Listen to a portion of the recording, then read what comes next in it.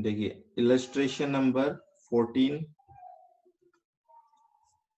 ये last concept है छोटा सा, एक बार क्वेश्चन की मदद से इसको कंसेप्ट को खत्म करते हैं।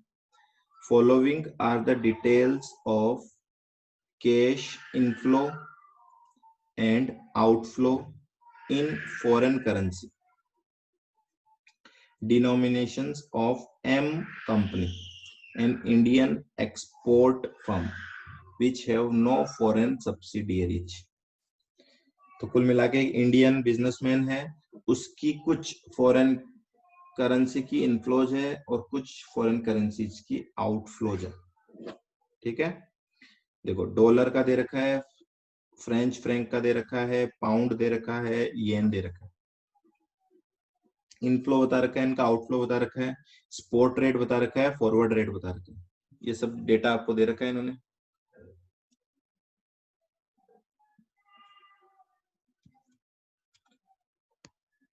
नीचे determine the net exposure of each foreign currency in terms of rupees. Exposure मतलब क्या होता है?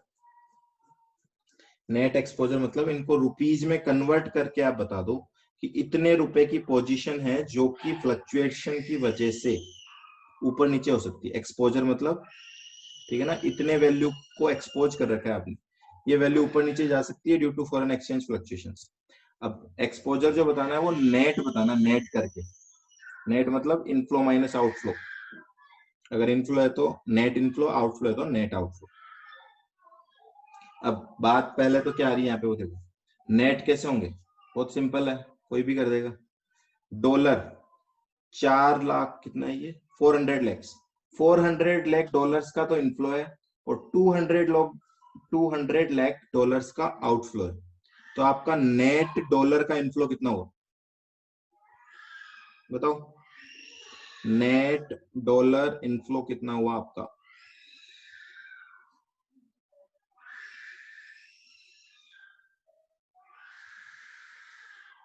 200 लैक्स।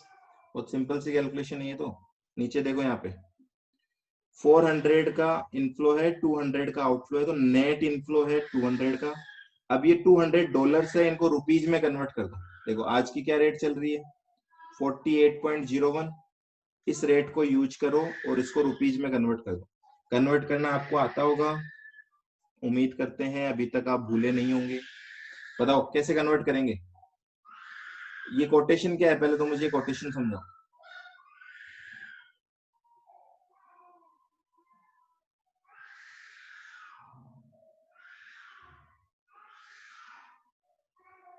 कोटेशन कौन बताएगा? रुपी बाई डॉलर है या डॉलर बाई रुपी है? बता रखा है इन्होंने।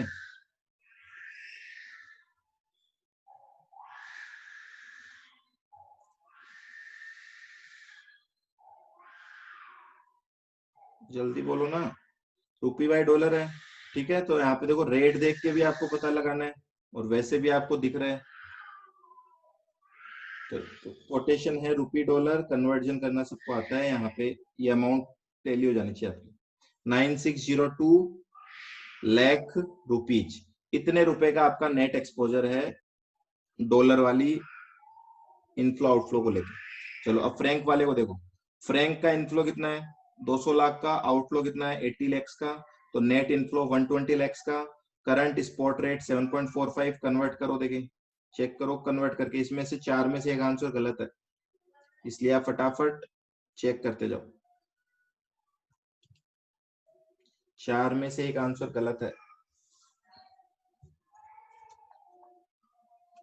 894 ओके।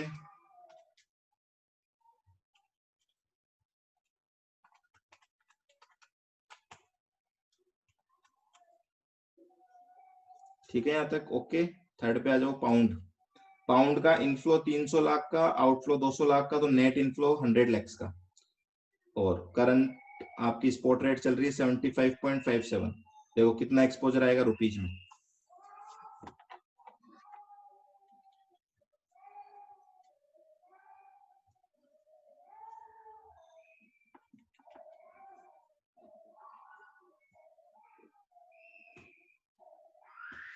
ओके ये भी। चलो लास्ट ये इनका इनफ्लो है 150 लैक्स का, आउटफ्लो है 250 लैक्स का, तो 100 लैक्स का क्या है net outflow. Net outflow 100 lakhs का है, करंट रेट है 3.20, कितना आएगा बोलो जी, कितना आना चाहिए? 320 आना चाहिए ना, पर आंसर कितना दे रखा है?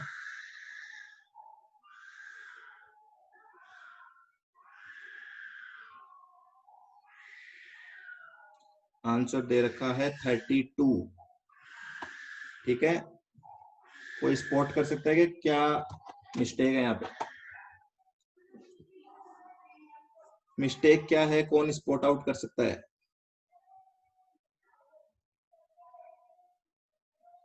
देखो इसको एग्जाम में अगर आ जाता है तो कुछ नहीं कर सकते। बाकी यहाँ पे एक चीज आपको यहाँ पे कोटेशन में ध्यान रखनी है, बाकी सारी कोटेशन तो रूपी बाई डॉलर है, ये रूपी बाई फ्रैंक है, ये रूपी बाई पाउंड है, ठीक है। पर जो येन वाली कोटेशन है ना, वो है 10 रुपी बाई येन। मतलब 10 रुपए में कितने येन आ रहे हैं?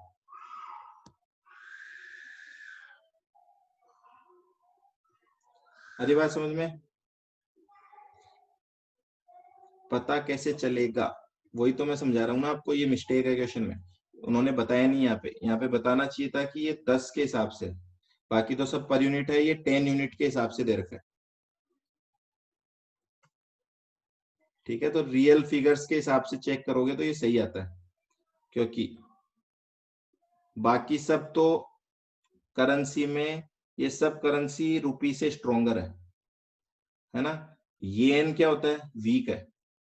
Japanese yen, yen is weaker than rupees, तो ये पॉसिबल ही नहीं था कि ये एक से ज्यादा हो, इसकी वैल्यू होनी थी पॉइंट्स में। तो इस तरीके से आप पता लगा सकते हो, पर डरने की जरूरत नहीं है, एग्जाम में छपता है तो एज इट इज क्वेश्चन छपता है। तो अगर इस तरीके का क्वेश्चन छपेगा तो एज इट इज ही छपेगा, तो कोई डरने की जरूरत नहीं है, ध्यान रख लेना बस इस चीज का। ठीक है, तो यहाँ पे एक स्टार मार्क कर रहा हूं मैं ताकि आपको याद रहे। तो इसको मोस्ट इंपोर्टेंट में लगा लो ताकि आप इसको भूलो नहीं, जब रिवाइज करो तो इस क्वेश्चन को दोबारा देखना और इस स्टार को याद कर लेना। ठीक है, अब ठीक है, 32 ओके, 32 लाख रुपए का नेट एक्सपोजर हो गया, यही पूछा था इन्होंने। अब ये तो हो गया नेट एक्सपोजर स्पॉट रेट के बेसिस पे। अगर नेट एक्सपोजर आपको निकालना हो फॉरवर्ड रेट के बेसिस पे, तो बताओ कोई दिक्कत होगी क्या?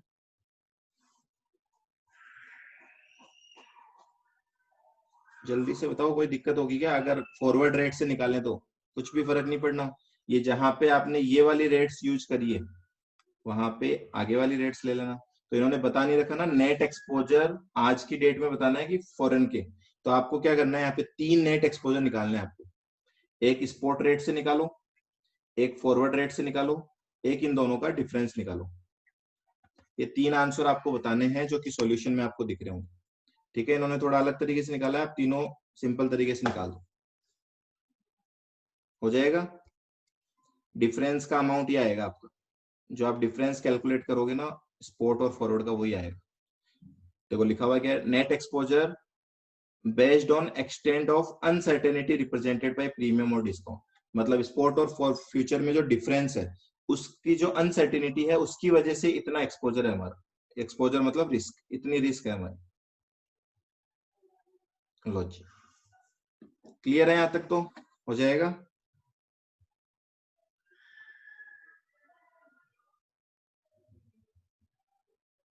ठीक है, आगे क्या पूछ रहा है, देखो एक थ्योरेटिकल क्वेश्चन है इसमें। Are any of the exposure positions offsetting to some extent? क्या एक दूसरे से कोई ऑफसेट हो रहा है क्या? तो देखो एक इसका आंसर तो बहुत सिंपल है, इसको भी हम ऑफसेटिंग बोलते हैं कि इनफ्लो और आउटफ्लो दो चीजें अगर सेम टाइम पे हो रही है तो उन दोनों को आपस में सेट ऑफ करना भी ऑफसेट ही कहलाता है। तो एक बार तो इनका आंसर पढ़ लेते हैं, फिर मैं आपको समझाता हूँ। इस क्वेश्चन में डेटा थोड़ा सा अगर अलग होता तो वो यूज आता कंसेप्ट।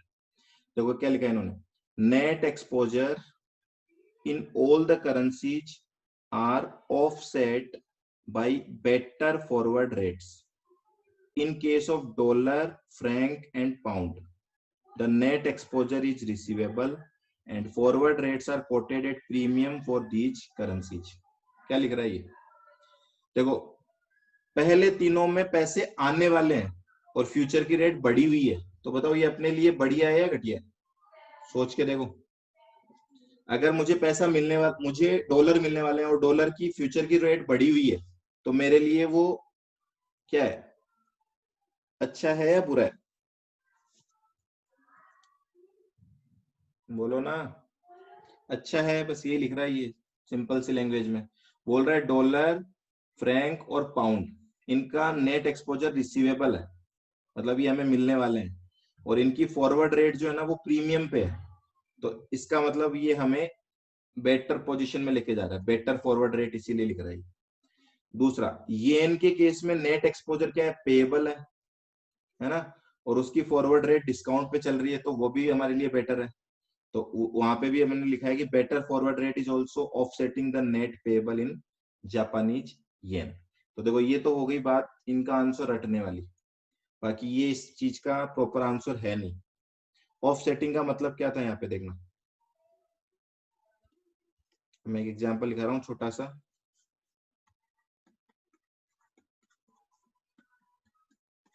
रूपी डॉलर 70-71, ठीक है, और आपका डॉलर का इनफ्लो 100 lakhs, डॉलर का आउटफ्लो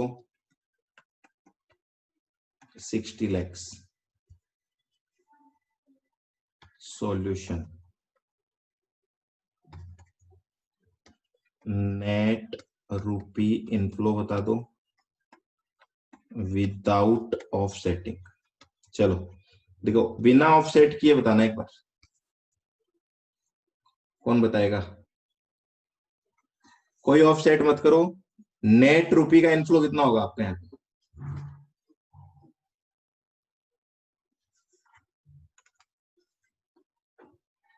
देखो 100 lakhs आने वाले हैं ना, तो इनफ्लो तो कितना होगा, 100 lakhs आएंगे, उसको मल्टीप्लाई कितने से करेंगे? डॉलर को बेचेंगे तो क्या रेट मिलेगी हमें, 70 रुपए मिलेंगे, तो 700 lakhs तो आएंगे, और आउटफ्लो कितना होगा, 60 lakhs जाएंगे, उसको खरीदना पड़ेगा 71 की रेट से, कितना आएगा?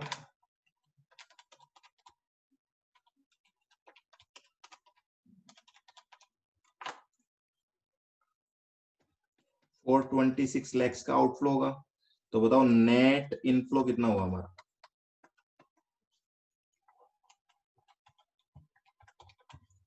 274 lakhs का। सही है ये? क्लियर है यहां तक? अगर मैं कोई ऑफसेट नहीं करूं तो मेरे को 274 lakhs का इनफ्लो होगा। अब आ जाते हैं सेकंड सिचुएशन, नेट रूपी इनफ्लो बाय या आफ्टर ऑफसेटिंग।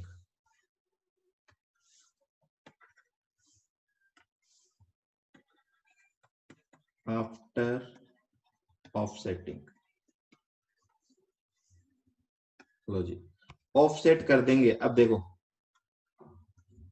इनफ्लो कितना होगा, 100 lakhs, सॉरी हाँ जी, इनफ्लो 100 lakhs है डॉलर में, और आउटफ्लो 60 lakhs है, तो नेट इनफ्लो कितना हुआ? नेट इनफ्लो हो गया आपका 40 lakhs का, और नेट इनफ्लो इन रुपीज कितना हो जाएगा, 40 lakhs इंटू 70, कितना, 280 lakhs। डिफरेंस देखना, क्या कोई डिफरेंस है क्या? देखो दोनों में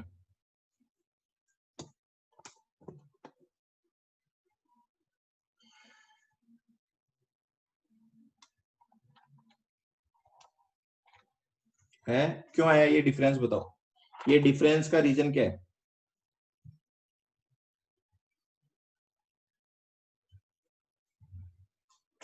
डिफरेंस का रीजन है ऑफसेट करना। तो एक सिंपल सा कंसेप्ट आपको बोला जा रहा है कि जब भी आपको same currency, for example dollar, उसका इनफ्लो हो और उसका आउटफ्लो, इंपॉर्टेंट है टाइमिंग सेम होनी चाहिए। अलग अलग दिन इनफ्लो आउटफ्लो हो रहा है तो फिर आपको कन्वर्ट कराना ही पड़ेगा। अगर एक ही दिन आपको डॉलर का इनफ्लो भी हो रहा है और डॉलर का आउटफ्लो भी हो रहा है तो आपको उनका कन्वर्जन जो करवाना है वो ऑफसेट करने के बाद करवाना। ऑफसेट करने से पहले कराओगे तो आपको जो बिड आस्क का डिफरेंस होता है ना वो लॉस हो जाएगा। ठीक है, तो ये एक्चुअल में ऑफसेटिंग का मतलब होता है। तो क्वेश्चन में यहाँ पे जो क्वेश्चन दे रखा है देखो, इस क्वेश्चन में जो रेट्स दे रखी है वो बिड आस्क दे ही नहीं रखी है आपको, है ना, सिंगल कोटेशन दे रखी है। तो यहाँ पे ऑफसेटिंग का कोई मतलब नहीं बनता। आगे बात समझ में? 2800 नहीं आएगा क्या? गड़बड़ कर दिया कि कुछ मैंने?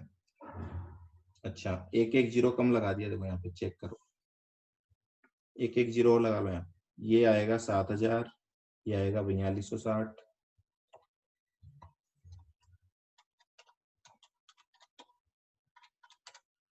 ठीक है, और ये आएगा 2740, और यहाँ पे आपकी वैल्यू हो जाएगी, ये वाली हो जाएगी 2800 लाख। ठीक है, तो कुल मिला के 60 लैक्स का आपको बेनिफिट हो जाएगा ऑफसेट करने की वजह से। तो यहाँ पे आप लिख सकते हो नीचे, benefit due to offsetting is equals to 2800 minus 2740 equal to 60 lakhs. लो जी, तो ये और छोटा सा एक टॉपिक था आपका। Now the chapter is over. अब आपको कोई पहले डाउट है तो बताओ, उसके आगे मैं स्कैनर पे चल रहा हूँ। और कोई क्वेश्चन पेंडिंग हो तो मुझे बता दो फटाफट से। ये 12th हो ही गया था हमारा, 13th भी हो गया था, 14th, ये तीनों क्वेश्चन भी हो गए थे क्या आपके पीछे वाले?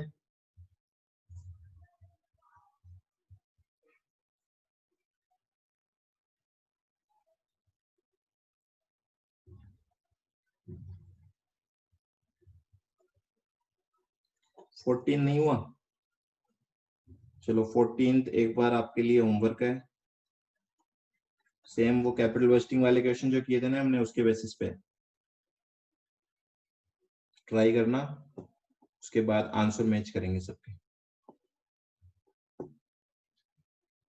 9th question, question number 9।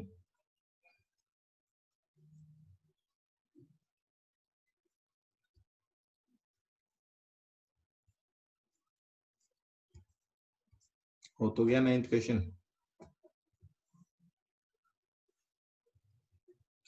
बाकी अभी मैंने चेक किए सारे हो गए, है ना, तो कोई कंसेप्ट भी बाकी नहीं है, कोई क्वेश्चन भी बाकी नहीं है। एक इलस्ट्रेशन 14 है, वो आपको एक बार ट्राई करना है। चलो अब कुछ स्कैनर के क्वेश्चन देखते हैं इसके।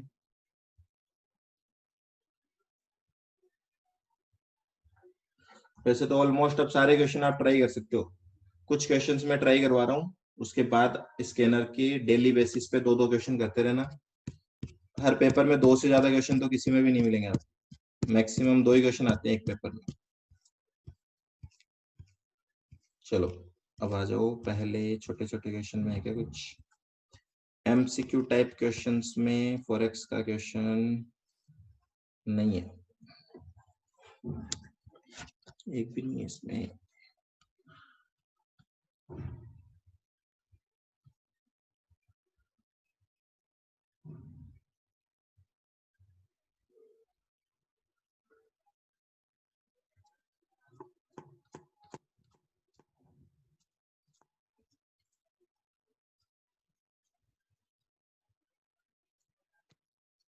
देखो ये रहा क्वेश्चन नंबर 3B।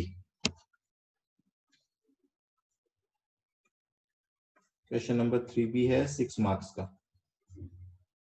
क्या बोल रहे हैं? Global limited and Indian company will need $5 lakh in 90 days. Actual requirement है क्या? देखो एक्चुअल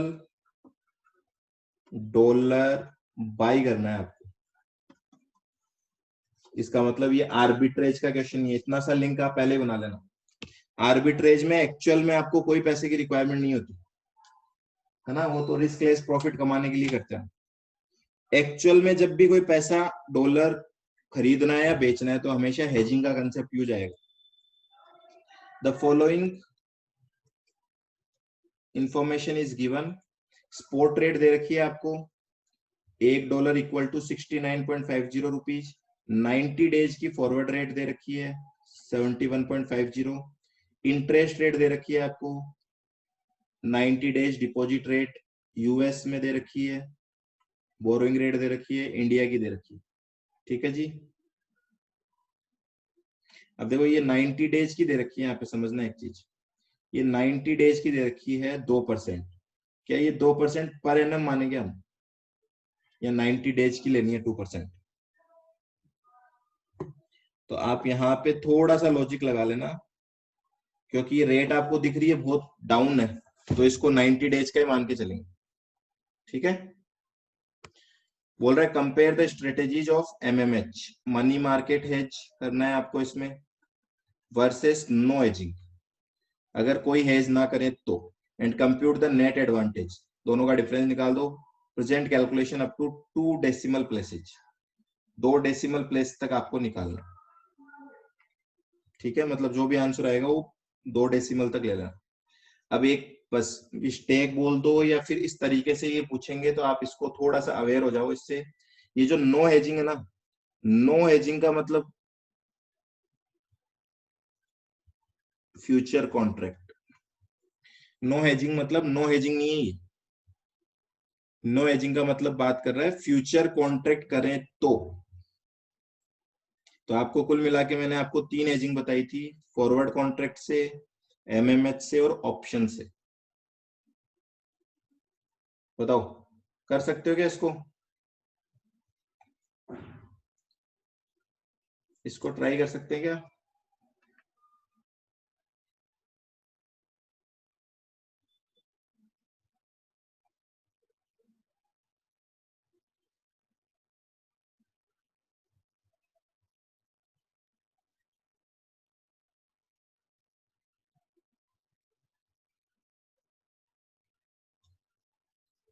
ठीक है, चलो स्ट्रेटेजी बताओ मेरे को। अगर यहाँ पे मुझे एमएमएच करना है, अगर हमें यहाँ पे मनी मार्केट हेज करना है, तो यहाँ पे क्या कोर्स ऑफ एक्शन होना चाहिए? कोर्स ऑफ एक्शन सही होगा, आंसर भी पता लग जाएगा। क्या कोर्स ऑफ एक्शन होगा बताओ?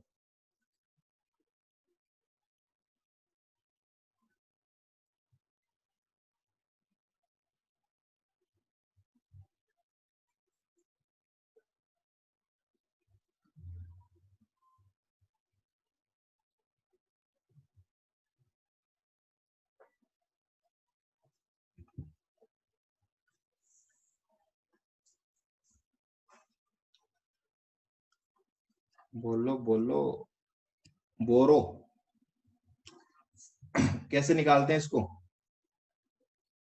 आपको सिखाया था ना मैंने, वैसे सोचा करो आप।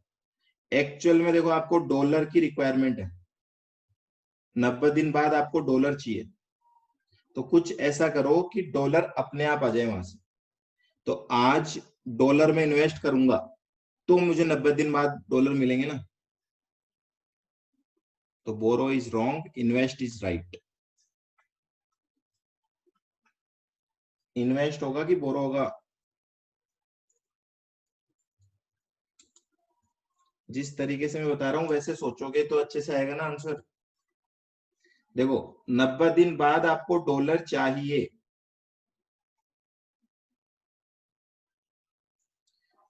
ये कंफ्यूजन है। देखो मेरी लैंग्वेज को पकड़ो आप, मैं बताता हूँ।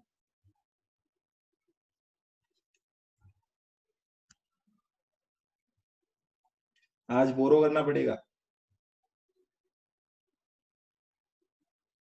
कैसे करोगे बोरो बताओ? आज अगर डॉलर बोरो कर लिया तो?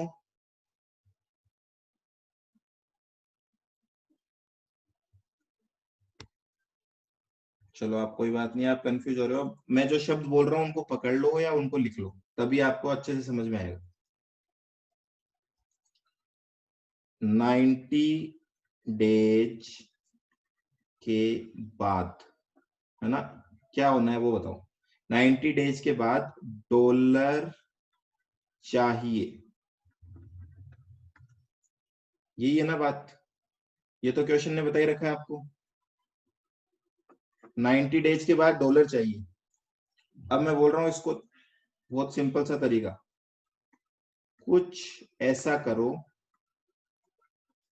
कुछ ऐसा करो कि 90 डेज बाद मुझे डॉलर मिले। अब ये तो आप बता ही सकते हो, इतने तो मैच्योर हो ही चुके हो आप, सीए में फाइनल में हो, तो ऐसा मैं आज क्या करूं कि मुझे 90 दिन बाद डॉलर मिले, आज डॉलर खरीदो और इन्वेस्ट कर दो।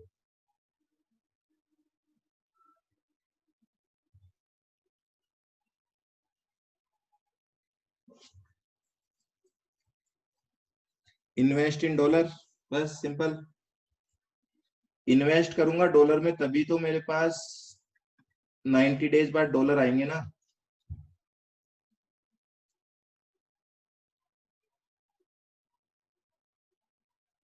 हुआ क्या क्लियर?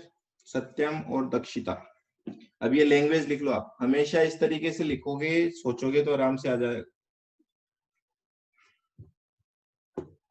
आपने किस तरीके से सोचा है, या तो उसको करेक्ट करो या मुझे बताओ। डॉलर बोरो कर लोगे तो डबल हो जाएगा वो तो, जो बोरो किया है उसको भी डॉलर देने पड़ेंगे और यहाँ पे भी डॉलर देने पड़ेंगे, कहाँ से लाओगे इतने डॉलर?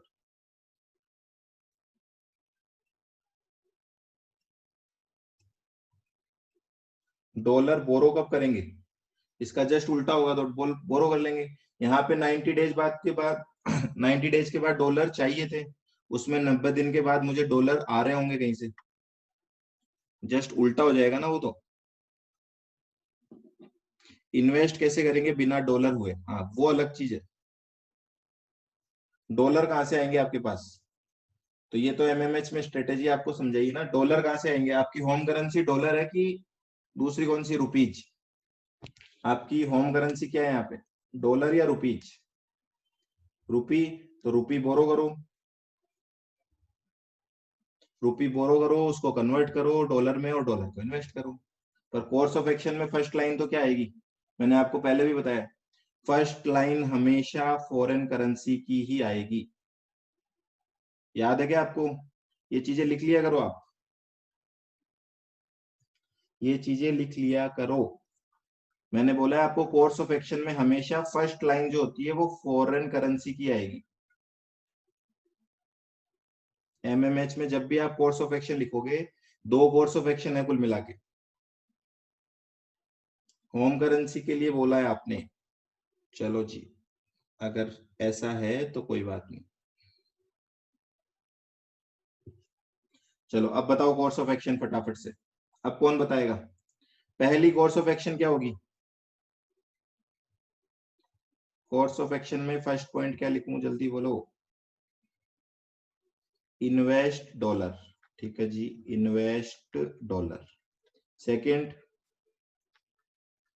डॉलर इन्वेस्ट करने के लिए डॉलर आएंगे कहां से? तो मैं लिख देता हूं बाय डॉलर फ्रॉम रूपी। रूपी कहां से आएंगे? तो बोरो रूपी, खत्म बात। ठीक है, अब फटाफट से निकाल रहा हूं मैं शॉर्ट में। अब मैं शॉर्ट में आंसर निकाल रहा हूं, आपको सारी स्टेप करके निकालना पड़ेगा, जो मैंने आपको सिखा रखा है लैंग्वेज के साथ। इन्वेस्ट करना है डॉलर में, कितना इन्वेस्ट करना है बताओ? इन्वेस्ट क्या करते हैं हम, PV, PV of 5 lakh dollar, है ना? तो 5 लाख डॉलर है, उसकी पीवी इन्वेस्ट करनी है। क्या इंटरेस्ट रेट दे रखी है देखो, डॉलर में इन्वेस्ट करने की rate, dollar deposit rate 1.25%।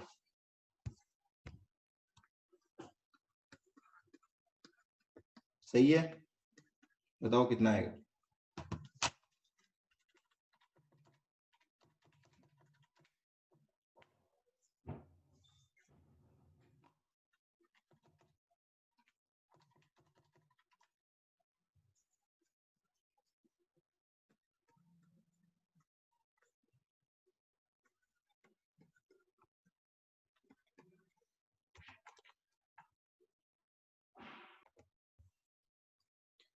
Okay है यहां तक सबको?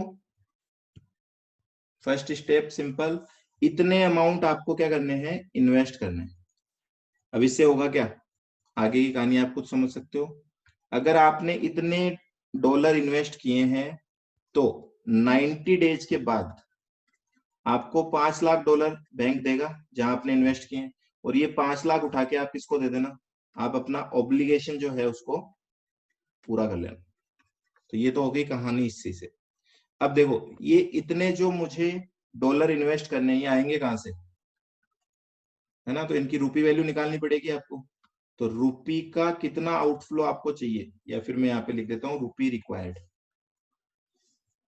यहाँ पे कितने रूपी की रिक्वायरमेंट है आपको, ये कौन बताएगा? चलो पहले तो ये बताओ, ये काम स्पॉट में होगा कि फॉरवर्ड में, सोच के बताना। आपने प्रैक्टिस तो की नहीं मुझे लग रहा है ऐसा, पर फिर भी स्पॉट में होगा, ये काम स्पॉट में होगा। आज ही तो करना है सब कुछ। और एक चीज मैं आपको ऑलरेडी बता चुका था, एमएमएच में फॉरवर्ड रेट कभी काम नहीं आएगी, गलती से भी यूज मत ले लेना। चलो स्पोर्ट में आपको क्या करना है, डॉलर खरीदने, इतने डॉलर खरीदने हैं तो कितने रुपए की रिक्वायरमेंट है। स्पोर्ट रेट देखो कितनी है, स्पोर्ट रेट है 69.50। बताओ कौन बताएगा, मल्टीप्लाई कर दूं 69.50 से, सिंपल मल्टीप्लाई कर दो इस वैल्यू को 69.50 से, 493,827.16 कितना आएगा, ये आपकी रूपी रिक्वायरमेंट आ जाएगी यहाँ पे।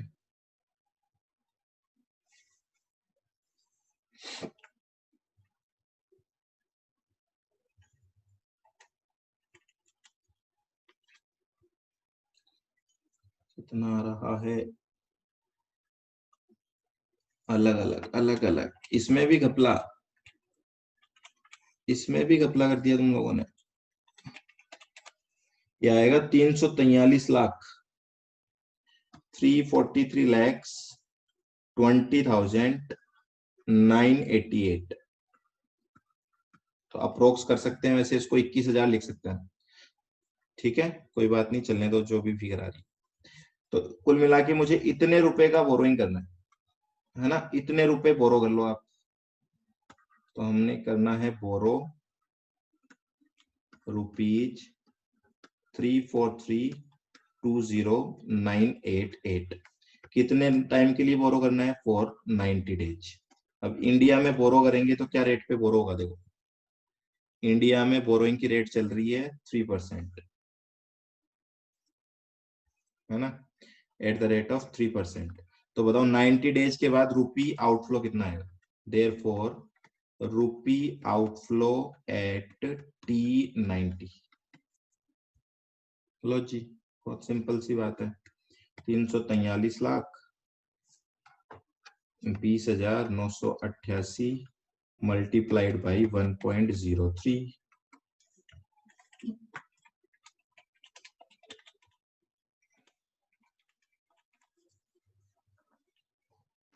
353,50,618।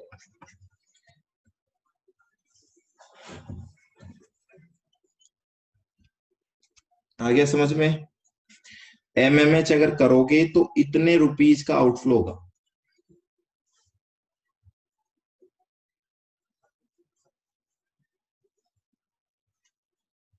तो एक बार इसकी रेट चेक कर लेना, बस पर एनम ही लिया ना इन्होंने, सॉरी पर एनम नहीं लिया ना, आ गया ना, देखो ये सही है, 353,50,618।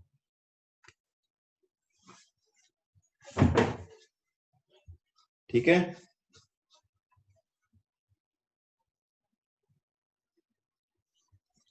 ओके बोलो ओके।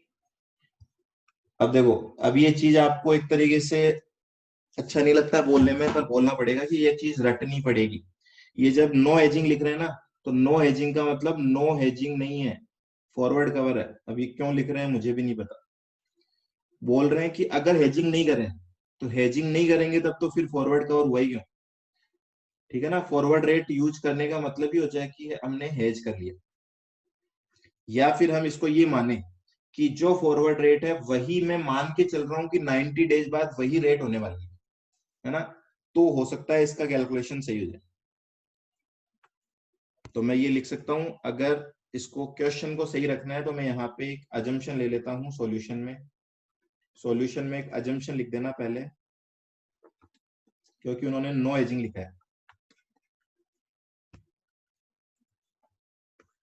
लिख देना, it has been assumed that actual rate after 90 days is equal to forward rate, that is 69.50। ये था ना, 69.50 ही था। लो जी, अब बताओ मुझे, अब नो हेजिंग का मतलब कुछ लॉजिकल है। अगर मैं हेज नहीं करता, देखो अगर 0 और 90 डेज, 0 पे कोई एक्शन नहीं लिया मैंने, यहाँ पे नो एक्शन, मैंने कुछ भी नहीं किया यहाँ पे, तो मुझे 90 डेज बाद अगर डॉलर खरीदने हैं 5 लाख, बताओ कैसे खरीदूंगा? 5 लाख डॉलर खरीदने हैं तो स्पॉट से खरीदूंगा ना, सिंपल सी बात है। और स्पॉट में रेट क्या चल रही है? 69.50। लो जी, देयरफॉर रूपी आउटफ्लो कितना होगा? कर दो मल्टीप्लाई, 5 लाख इंटू 69.50,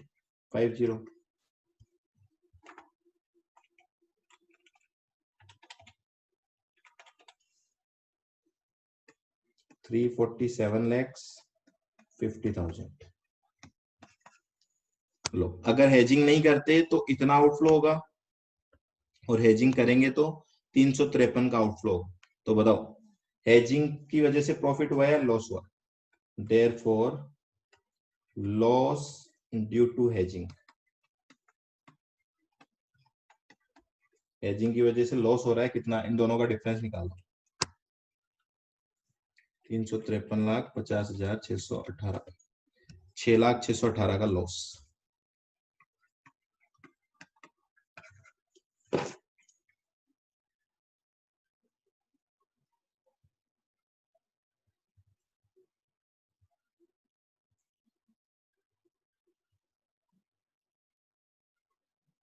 ठीक है,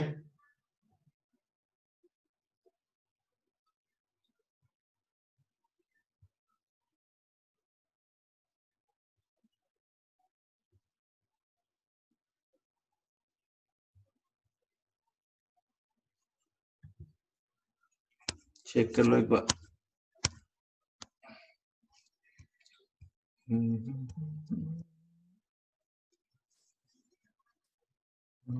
ठीक, कहां से आ गया? 71.50 फॉरवर्ड रेट 70। मिस्टेक कर दी ना, तुम लोग भी चेक नहीं करते क्या बैठे बैठे? फॉरवर्ड रेट 69.50 कहाँ है इसमें? 71 है। सो रहे हो क्या आप लोग? डेटा तो चेक कर लिया करो, कुछ गड़बड़ उठा लेते हैं हम तो। 71 से करो इसको, 355 लाख। अब 355 लाख का आउटफ्लो होता, अब आउटफ्लो हो रहा है 353, तो लॉस नहीं प्रॉफिट हो जाएगा बेजिंग का।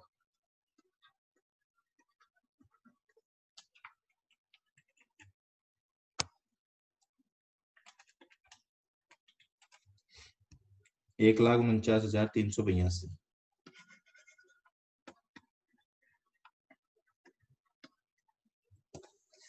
फिर अजम्पशन भी गलत है। क्यों गलत है अजम्पशन? अजम्पशन तो सही है, वैल्यू यहाँ पे हमने गलत उठा ली ना। फॉरवर्ड रेट 71 दे रखा है क्वेश्चन में, क्वेश्चन का डेटा ही गलत उठा लिया तो क्या करें? फिर गलती कर दी क्या? शिट। अब आप सही कर लेना इसको, 71.50 से कर लेना कैलकुलेशन, ठीक है?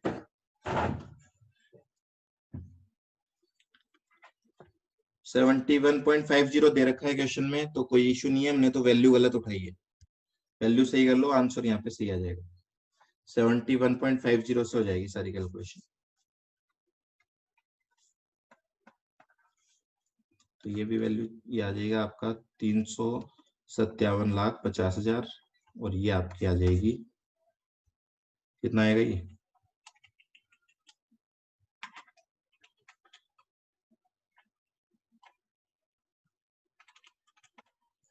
3,99,382। लो जी, this will be your final answer.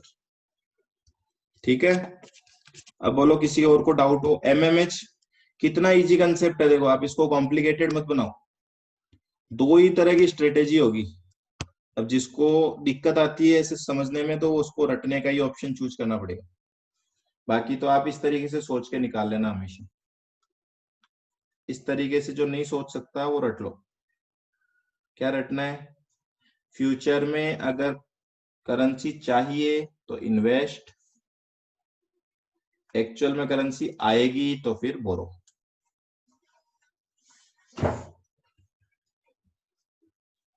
चलो क्वेश्चन खत्म 6 मार्क्स का। चले आगे। थोड़ी सी प्रैक्टिस करनी पड़ेगी, प्रैक्टिस के बिना क्या भूल जाओगे आप सब चीजें।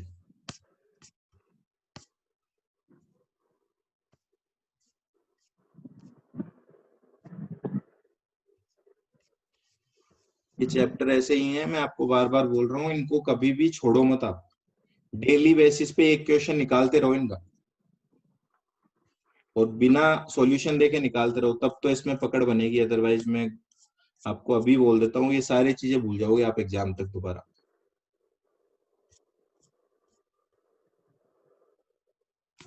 ना कुछ रिस्क की चीजें हैं, इनको टाइमली तरीके से अगर लेके चलोगे तो ही ये पकड़ में आएगी। और नहीं है क्या इसमें क्वेश्चन? चलो इसमें नहीं है, पिछले पेपर में आ जाते हैं। इसमें एक ही क्वेश्चन आया हुआ है।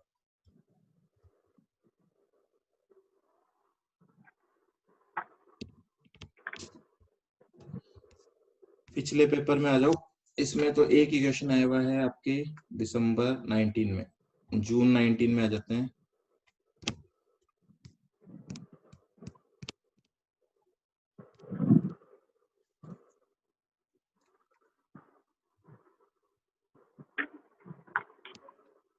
चलो जी, जून 19 में देखो।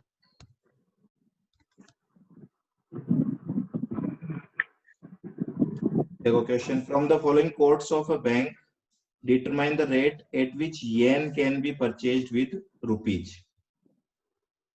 मतलब येन और रुपी की, देखो एक चीज देख लेना यहाँ पे, आंसर में रुपीज दे रखा है ना, तो वो आपको कुल मिला के रुपी बाई येन पूछना चाह रहे हैं। ठीक है, रुपी by yen.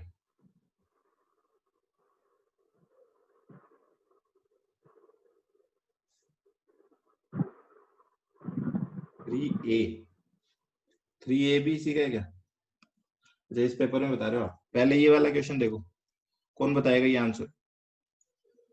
Rupee by pound दे रखा है आपको, देखो रुपी बाई पाउंड, फिर पाउंड बाई डॉलर भी दे रखा है क्वेश्चन में, और डॉलर बाई येन भी दे रखा है। पर येन 100 है, ये ध्यान रखना, येन 100 से दे रखा है, तो यहाँ पे भी येन 100 से निकालना।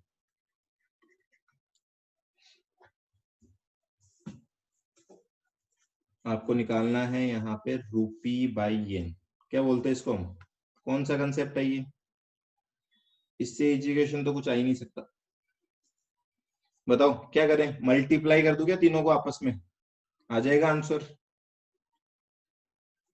इम्प्लाइड रेट, क्रॉस रेट भी बोलते हैं इसको, इम्प्लाइड रेट भी बोलते हैं। तीनों को आपस में मल्टीप्लाई कर दो, आपका काम हो जाएगा। देखो डॉलर, पाउंड से पाउंड कट जाएगा, डॉलर से डॉलर कट जाएगा, रुपी बाई येन 100 आ जाएगा। अब आपको परचेज के लिए बताना, अब देखना क्या बोल रहा है वो। Yen can be purchased with rupees. Yen खरीदना है ना, येन खरीदने के लिए कौन सी वाली रेट काम की आपकी? आस्क वाली, क्योंकि येन यहाँ पे क्या है, बेस करेंसी। तो इधर वाली तीनों को मल्टीप्लाई करना, ये आपका आंसर होगा। समझ रहे हो बात को? 75.33 इंटू 1.565 मल्टीप्लाइड बाई 1.052, 124.02 आंसर आ रहा है। बोलो आगे क्या सबका?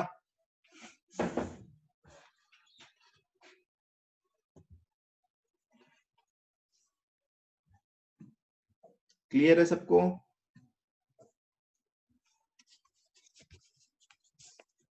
Next.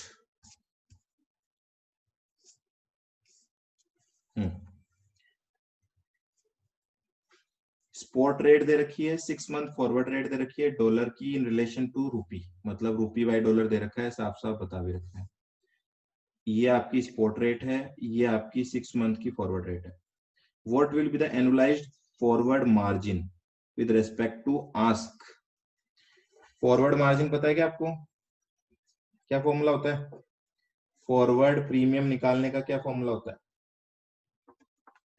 F minus S upon S into 100, और एनुअलाइज्ड पूछा है तो into 12/n। Simple. F minus S करो। आस्क वाली का लेना ध्यान रखना, उसने बोला है आस्क के हिसाब से बताओगे आप। 76.2538 74,532 75 41 43।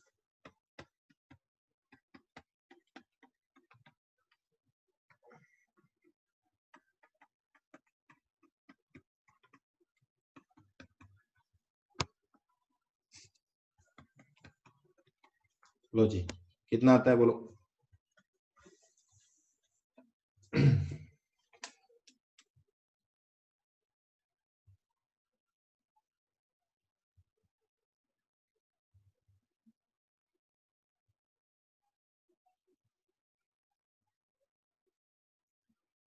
2.226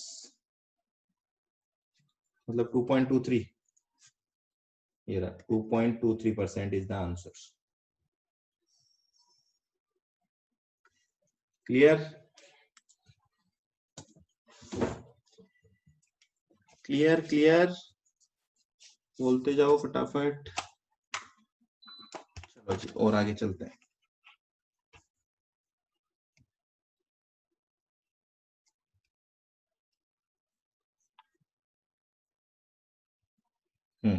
MS limited is planning to invest in USA। Annual rate of inflation दे रखा है 8% इंडिया में, 3% USA में। स्पॉट रेट दे रखी है 75.50। Spot rate can be company expect in after 3 years। मुझे बताओ ये कौन से कंसेप्ट पे है क्वेश्चन? जो बता देगा मतलब कुछ ना कुछ याद है उसको।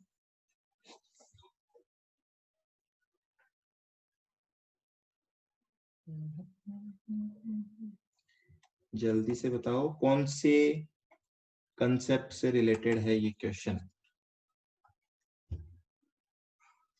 Very good Saurabh.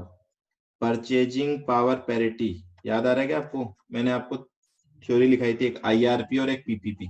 तो IRP के क्वेश्चन तो हम कर ही रहे हैं, PPP का एक क्वेश्चन ये आया आपके पास। फॉर्मूला कुछ भी नहीं होता है यहाँ पे, केवल और केवल इतना सा होता है, expected spot price divided by आज की स्पॉट प्राइस बताई रखी है 75.50 इक्वल टू 1 प्लस इन्फ्लेशन। अब देखो इंडिया का इन्फ्लेशन कितना है?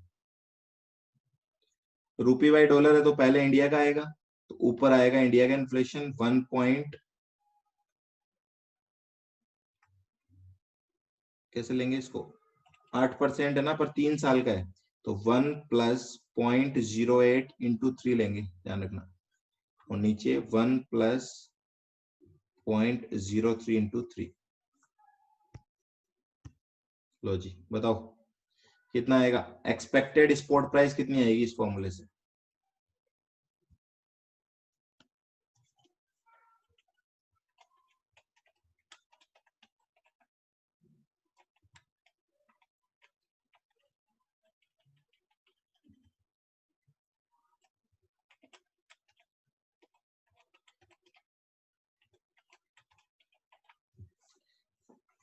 85.89।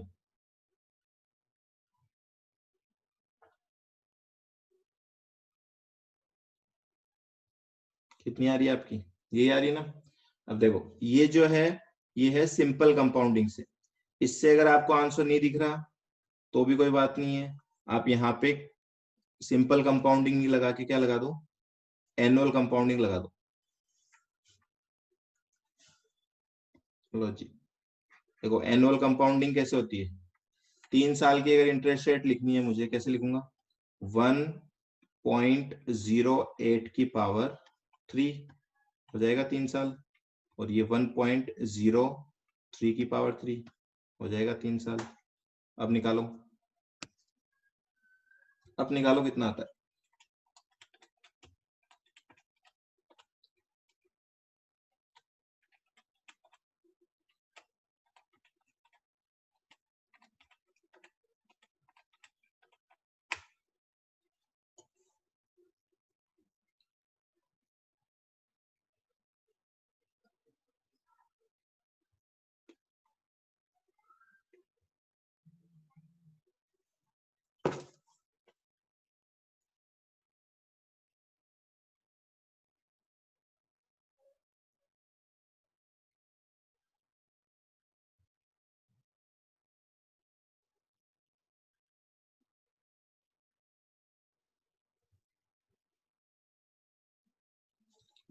आ गया 87.04, ये लो जी, सी आंसर आ जाएगा।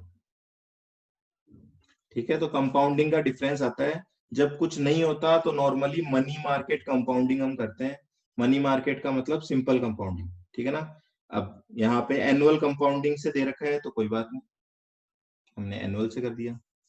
ठीक है, बाकी क्वेश्चन में जब कुछ नहीं दे रखा हो तो आप मनी मार्केट कंपाउंडिंग करते हो, मतलब जितने टाइम का क्वेश्चन है उतने टाइम की कंपाउंडिंग। ठीक है,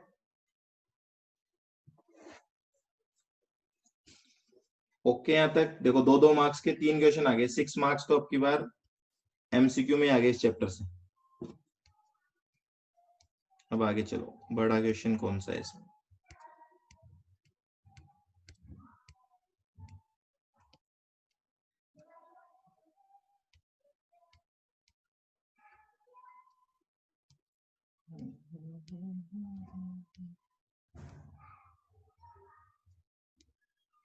लो जी, 3A, और ये है आपका 8 मार्क्स का।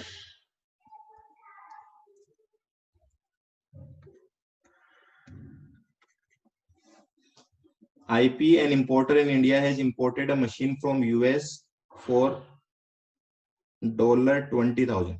देखो $20,000 में आपने एक मशीन खरीदी है, इसका मतलब आपको इसका पेमेंट करना पड़ेगा, ठीक है ना, फ्यूचर में डॉलर चाहिए। अब मुझे बताओ फटाफट, MMH का ही क्वेश्चन होगा ये कुल मिला के। हाँ जी, चलो अभी अभी मैंने बताया था, आप बताओ फटाफट। अगर यहाँ पे मुझे हेजिंग करनी है, मनी मार्केट हेज, तो मुझे क्या कोर्स ऑफ एक्शन लेना पड़ेगा। अब फटाफट से सोचो जैसे मैंने लिखाया था।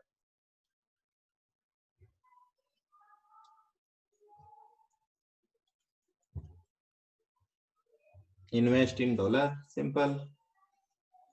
ठीक है जी, तो डॉलर में इन्वेस्ट करेंगे, रुपी से बोरो करेंगे, हो जाएगा काम। तो इन्वेस्ट डॉलर, डॉलर कहां से आएंगे, क्वेश्चन में रुपीज है तो बाय डॉलर। ठीक है, डॉलर कहां से खरीदेंगे, रुपीज से, तो borrow rupee. This will be your course of action. चलो आगे देखो एक बार, 3 महीने बाद होने वाला है ये काम। फॉलोइंग इन्फॉर्मेशन दे रखी है आपको, स्पॉट रेट दे रखी है, 3 मंथ फॉरवर्ड रेट दे रखी है, बिडास्क, मनी मार्केट रेट्स दे रखी है, कंपाउंडेड एनुअली। ठीक है, एनुअल कंपाउंडिंग से दे रखी है आपको, और फिर डिपॉजिट बोरोइंग सब रेट दे रखी है।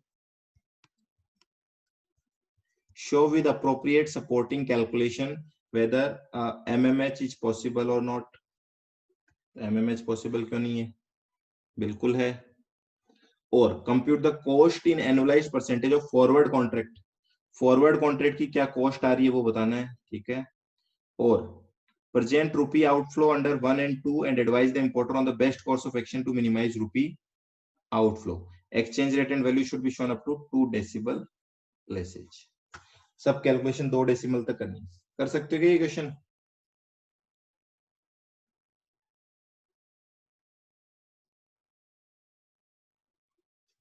सब लोग बताओ फटाफट, जो नहीं कर सकता है वो बताओ।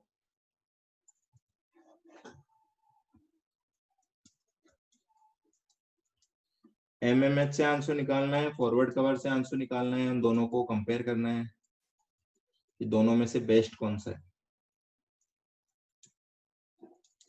ठीक है, वो तो सब कर ही देना, पर इनका एक चीज यहाँ पे आपको ध्यान रखनी है। वो क्या, देखो पहला वो बोल रहे हैं कि आपको बताना है कि एमएमएच हो सकता है क्या। तो एमएमएच तो हो ही सकता है हमेशा, उसमें कोई दिक्कत है नहीं, पर फिर भी एमएमएच क्यों हो सकता है वो उन्होंने देखो बताया। वो बोल रहे हैं आप पहले तो 3 महीने की क्या निकाल लो, this is your theoretical forward rate. आती है निकालनी है आपको आईआरपी इक्वेशन यूज करके। थ्योरेटिकल फॉरवर्ड रेट निकाल रखी है यहाँ पे। ठीक है, थ्योरेटिकल फॉरवर्ड रेट है 75.82, एक्चुअल फॉरवर्ड रेट है 75.90। तो बोल रहे हैं इसलिए एमएमएच हो सकता है।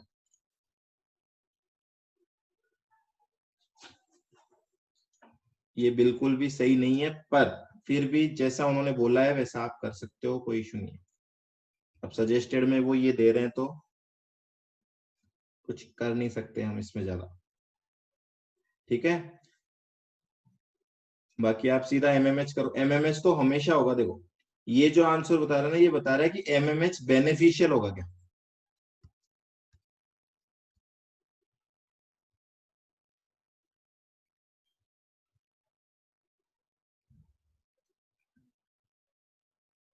ठीक है, बाकी कैलकुलेशन सारी सेम कर रखी है इसने, कोई दिक्कत नहीं है।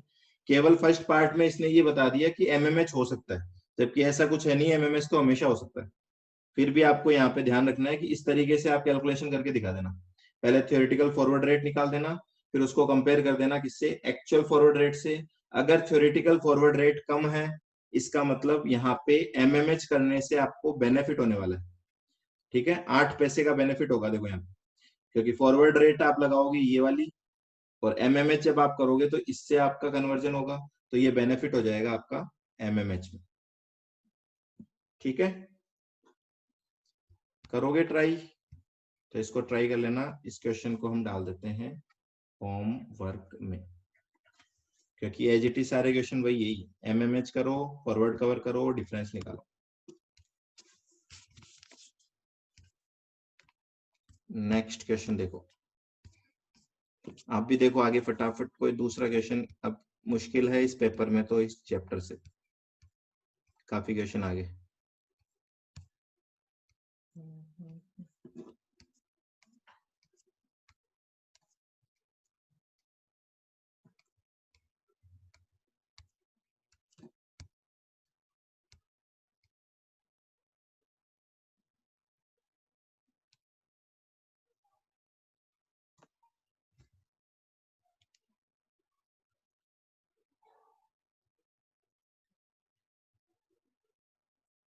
लो जी, एक क्वेश्चन और है अभी भी इसमें, 8 मार्क्स का।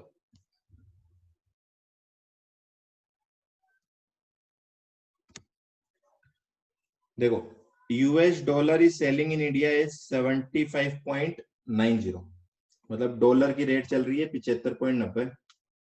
ठीक है, इंटरेस्ट रेट दे रखी है 6 for a 6 month borrowing in India is 10% per annum. India की रेट है 10% और यूएस की रेट है 4%। Do you expect that dollar will be at premium और a discount in Indian forex market? Why? चलो मुझे बताओ, ये आंसर मैंने आपको लिखा रखा है, कौन बताएगा? ये आंसर मैंने आपको नोट्स में एज इट इज लिखवा रखा है।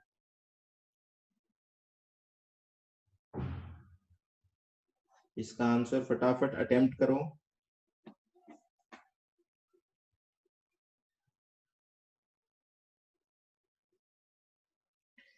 डॉलर, डॉलर प्रीमियम पे होगा या डिस्काउंट पे होगा?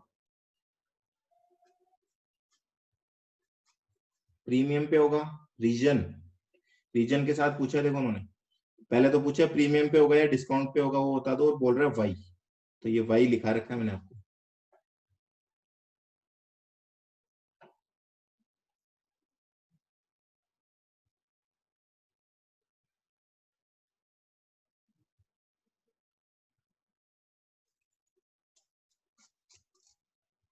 जल्दी बताओ जल्दी। आपको एक लैंग्वेज लिखवाई थी ना, जिस कंट्री की इंटरेस्ट रेट कंपैरेटिवली लोअर होगी उसकी फॉरेन एक्सचेंज रेट हाइयर होगी, है ना, प्रीमियम पे होगी। हाँ जी, बोरोइंग रेट लोअर है इसीलिए। और ये कहां से निकल के आया था कंक्लूजन, ये कंक्लूजन निकल के आया था IRP, इंटरेस्ट रेट पैरिटी से। तो बस वही थ्योरी लिखनी है आपको यहाँ पे, वाई में वो थ्योरी लिख दो और चेक करके बता दो, ठीक है।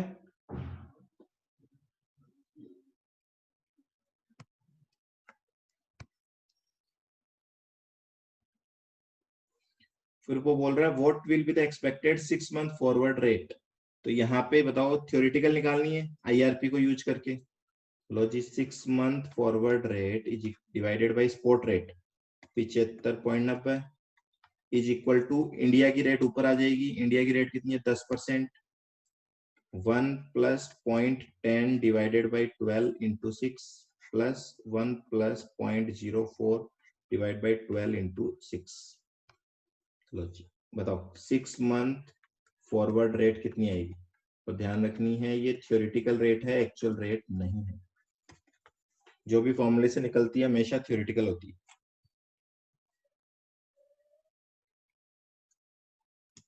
कितनी आएगी,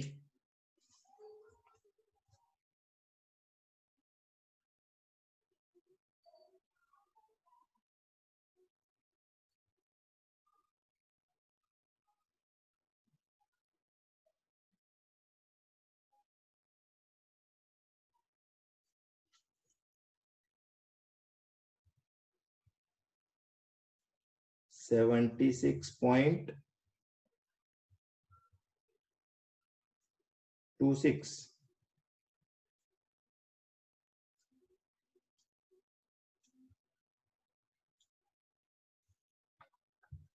और ये आ रहा है क्या 76.26। बाकी लोग 76.26। देखो बड़ी भी आएगी वो तो पता ही है हमें।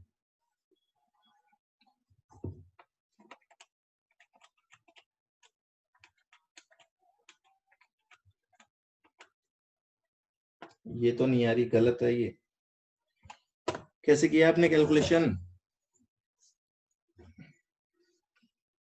व्हाट आर यू डूइंग बच्चा, ये नहीं आ रही है आपकी वैल्यू, कैलकुलेशन कहाँ से कर रहे हो आप। 78.13 आ रही है, बिल्कुल सही है, 78.13 आएगा। 76 कैसे आई आपकी, वापस से रिकैलकुलेट करो फटाफट से, कहाँ मिस्टेक करते हो आप।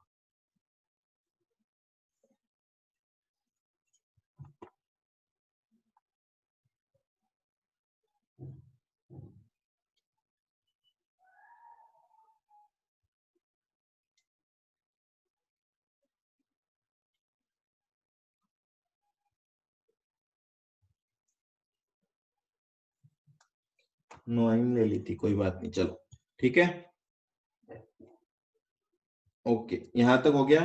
देखो फर्स्ट पार्ट हो गया, ये थ्योरेटिकल लिखना है, सेकंड पार्ट हो गया। Third, what will be the annualised rate of forward premium. ये लो, ये तो कोई भी बताएगा, फॉरवर्ड प्रीमियम बता सकते हो।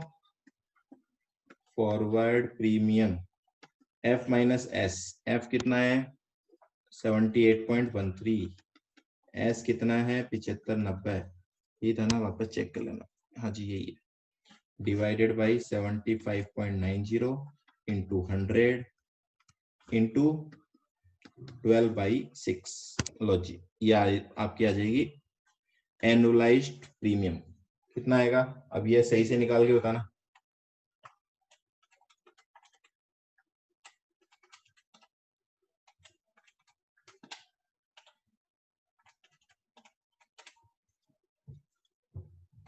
5.88 5.88%। लो जी, ये भी हो गया आपका क्वेश्चन कंप्लीट।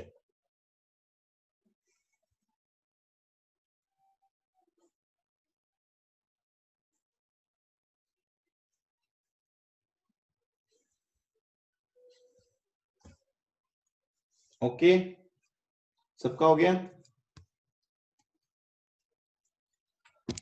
सबका हो गया क्या? और कोई क्वेश्चन तो है ही नहीं इसमें, हो गया खत्म। लो जी, तो देखो कुल मिला के इस तरीके से क्वेश्चन आएंगे आपके स्कैनर से। तो आप जितनी प्रैक्टिस करोगे उतना ही आपके लिए बेटर होगा। अब आगे के क्वेश्चन आपको ही सोल्व करने हैं, ठीक है? तसल्ली से बैठ के सोल्व करोगे तो प्रैक्टिस बनती जाएगी। अब एक काम करते हैं, डेली बेसिस पे एक अटेम्प्ट सोल्व करना है आपको। देखो दिस 2019 के तो दोनों मैंने करवाई दिए आपको लगभग, आप अच्छे से कॉपी में और लिख लेना। इसमें से एक होमवर्क दिया था। अब 2018 के जो 2 पेपर है, जून और दिसंबर, ये आप करोगे आज, और डेली बेसिस पे 2-2 अटेम्प्ट सोल्व करते जाना। मुश्किल से 3 क्वेश्चन होंगे आपके, 3 या 4, ठीक है? हो जाएगा। तो कंसेप्ट कोई भी नया नहीं मिलेगा आपको, कंसेप्ट वही है, केवल प्रैक्टिस के लिए आपको सोल्व करना है, और जो जितनी ईमानदारी से करेगा उतना ही उसको बेनिफिट हो। चलो, तो अभी के लिए फिर इतना ही रखते हैं हम।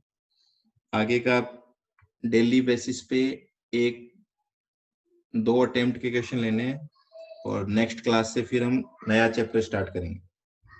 दिसंबर 19 का 3A किसका है? अभी चेक कर लेते हैं। दिसंबर 19 का 3A,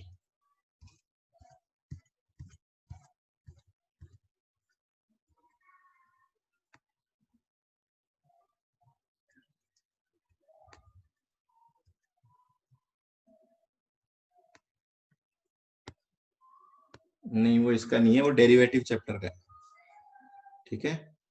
3A है जो डेरिवेटिव चैप्टर का है, अगला चैप्टर जो हम करेंगे उसका है। तो आपको स्पोर्ट और फ्यूचर देख के लग रहा है ना, अगले चैप्टर में भी स्पोर्ट फ्यूचर यही चलेगा सब कुछ। चलो, और कोई डाउट हो, कुछ पूछना हो तो बोलो, अदरवाइज आज की क्लास यहीं तक रखेंगे, ठीक है? और कल से नया चैप्टर स्टार्ट करेंगे इसमें, डेरिवेटिव। और जो पुराने होंगे वो लास्ट में, लास्ट आधे घंटे में हम पुराना वाला कोई भी डाउट होगा, क्वेश्चन होगा, उसको सोल्व करेंगे।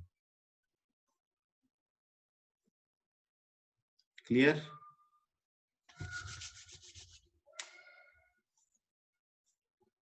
चलो जी, रेडी हो तो अच्छे से ध्यान रखना, डेली बेसिस पे करना जरूरी है। आप ये मत सोच के बैठना कि संडे को एक साथ सल्टा दूंगा फॉरेक्स, ऐसा नहीं होगा, ठीक है? डेली जितना काम करोगे उतना ही बेनिफिट मिलेगा, और कोशिश ही करते जाओ, डेली कुछ ना कुछ करना ही करना है इस सब्जेक्ट में, कुछ भी करो भले आप, तो आपको याददाश्त बनी रहेगी इसकी। चलो, thank you for the time being, tata, bye bye, take care.